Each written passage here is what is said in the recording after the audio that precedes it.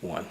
Peace, y'all. It's your big sister, Coach Sherry Babette, coming to talk to you today about what you do with your desire when the thing that you desire doesn't desire you. So, what led me to this topic is I know of a few people who right now are trying to make things work out in their lives, like relationships, and all signs are pointing to the fact that this relationship with this particular person isn't for them, but they seem to still keep grabbing at it and just wanting things to mold to what they want. So they desire this person, or they just desire being in a relationship, and the relationship is not given back to them, and that's because the person that is in a relationship with them isn't given back to them. So what do you do when you think you really, really, really want this person to really, really, really want you, and they really, really, really are showing you that they really, really, really don't want you? I've said it before, I'm going to say it again. You got to make God enough for you. If you don't, what winds up happening is that you just look desperate, basically. You're chasing this person. You're giving them everything they need to be what you think will make them be the person that you want, and it's just not enough. Nothing you do is enough. That's your sign, sis. You gotta let that go.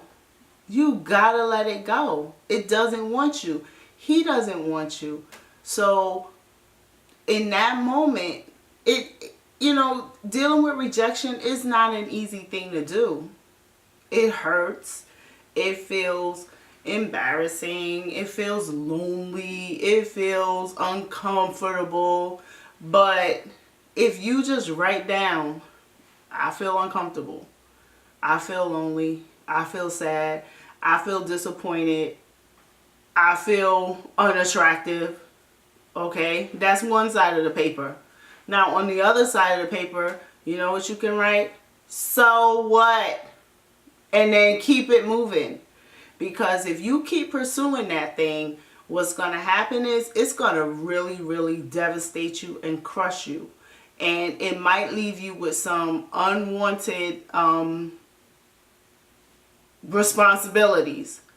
That is to say, a child, or two, or three, or 10, right?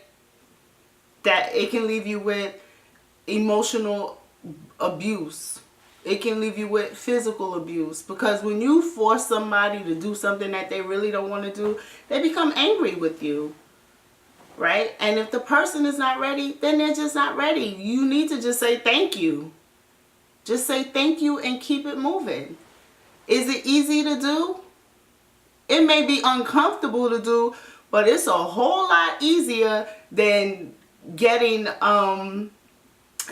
pregnant and then having to deal with a 9-month pregnancy by yourself, and then having to deal with an 18-year experience of raising a child by yourself, and chasing somebody down trying to get, a nickel to buy some food or something. So just think about what you're chasing after and what you think you're desiring, and the void that you feel, that person can't fill it. They cannot feel it, because what you really are seeking is validation from God. You want God to just give you what you want, and it ain't time for you to get it yet. And I know how that feels. There's a lot of things that I want right now. I just can't have it right now.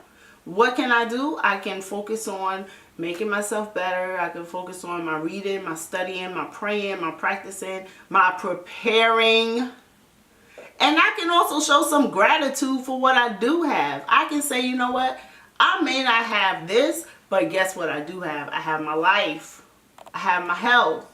I have my vision. I have my hearing. I have, and sometimes we just really have to count our blessings, and that's not just a one-time experience. That is something we should be constantly mindful of, the way we show appreciation for what we do have while we're waiting for what we don't have. Okay, so I'm gonna shut it down for now.